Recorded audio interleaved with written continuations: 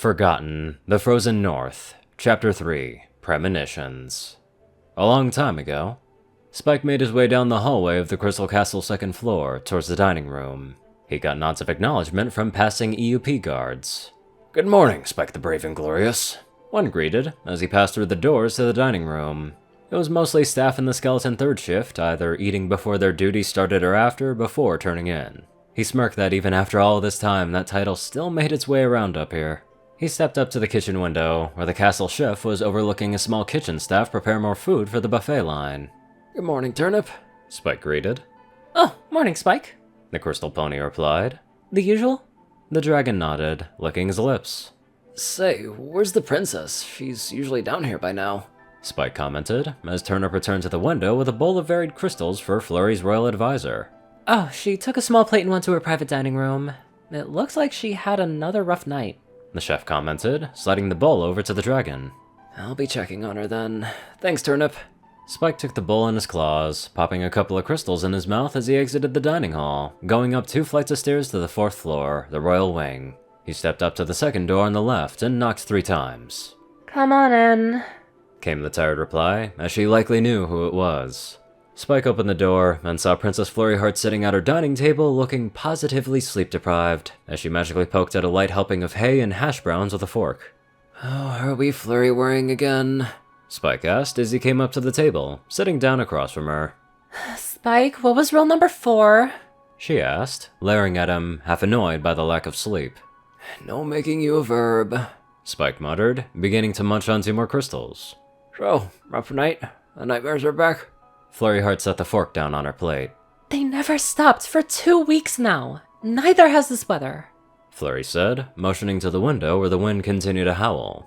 She let out an exasperated sigh. "It's always exactly the same, every single night for 2 weeks. That's not a nightmare, Spike. That's premonition." Flurry picked up her fork and took another small bite of hash browns. "I don't want to try and make sense of it alone, but as far as I know, there are no dreamwalkers nearby, and there haven't been for years."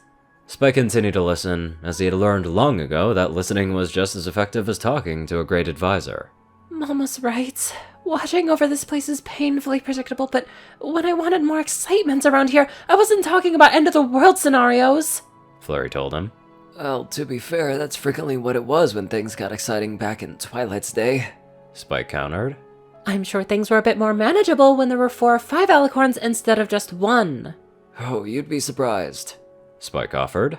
"I lost track of how many times we would have to talk Twilight down before we could start formulating a plan of action. Talk, breathe, plan." Talking isn't going to help, Spike! Flurry snapped, then took a breath, adamant on not letting the lack of sleep get to her. What I mean is, things are worse than I've ever seen. We are losing Equestria, Spike. Bit by bit, every day. The Everfree Forest down in the Central Valley is slowly expanding, and Ponyville can't stop it. Cloudsdale has been gone for 6 months. Thousands of Pegasi refugees are causing overcrowding in Canterlots, and the last reports I received say that open revolt in the city is inevitable. Flurry paused to take a drink of water. It's easy to separate ourselves from it all when we're all the way up here. But if this weather gets much worse, staying here won't be an option. And I don't want to send my populace down into all of that. It makes me wonder if Tyrek, Cozy, and Chrysalis really were successful in the long term. If we've all forgotten the lessons Twilight and her friends taught us long ago." Spike sat and continued into his bowl of crystals, while his princess and friends continued her heart pouring. "A year ago, I figured reaching my bicentennial would be nothing more than a painfully long wait. But now I'm wondering if we'll make it another 3 years. "I say this every year, but for 197, you don't look a day over 40. He said, with a gentle smile. Flurry managed a small smile back. Whatever this premonition is trying to tell me, the Crystal Heart is involved. And if I don't figure it out, I fear that this city is doomed to a grave of ice and snow." Flurry said, turning her attention to the blowing snow outside the window. Now it was Spike's turn to take a deep breath and let it out slowly. "Look, what I'm about to tell you, I was sworn to secrecy. But if you really, truly believe that this is serious, that our world hangs in the balance of whatever you're experiencing at night, then I think they'll understand," Spike said, his tone quite serious all of a sudden. "What do you know, Spike?" Flurry asked. "I know where you can find a Dreamwalker. She's closer than you think. Chapter 4, Gearing Up. In the present, 2 days later... The best cold simulation they can possibly do in this entire factory is walking into the kitchen's walk-in freezer? Zip asked as they walked towards the cafeteria. Well, we don't really deal with crazy sub-zero temperatures around here, so it's the best that they could do on short notice. Sunny told her, as she and her 5 friends entered the cafeteria, heading back towards the kitchen. After she had taken a look at the Scouticus Maximus, all-terrain vehicle Kentralogic had designed for their journey, she sent out a text to their group chat, asking who wanted to tag along with her and sprout for what would likely be around a week to 10 days. The other 4 had immediately volunteered. Queenhaven had some reservations about the distance as it was considerably farther than a half-day's hike down the mountain, but after Zip assured her of all the precautions that they were taking, as well as the best cold weather gear Zephyr Heights' top outfitters were providing, she relented.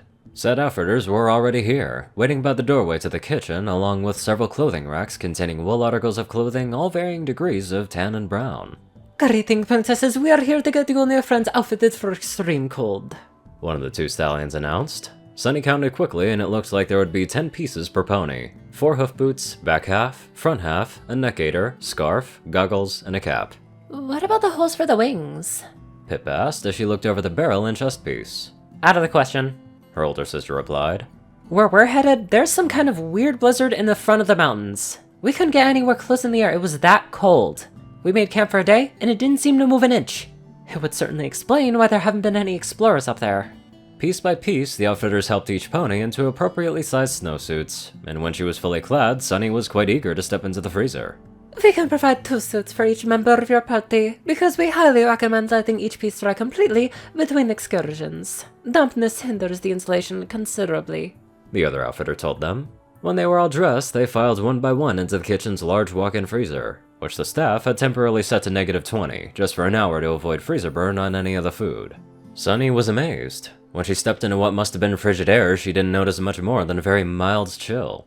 Not bad, She heard Hitch say, under the gaiter and goggles. In fact, aside from Pip's height, the only way to tell each other apart were voices, manes, and Izzy's horn. How's your horn, Izzy? Sunny asked.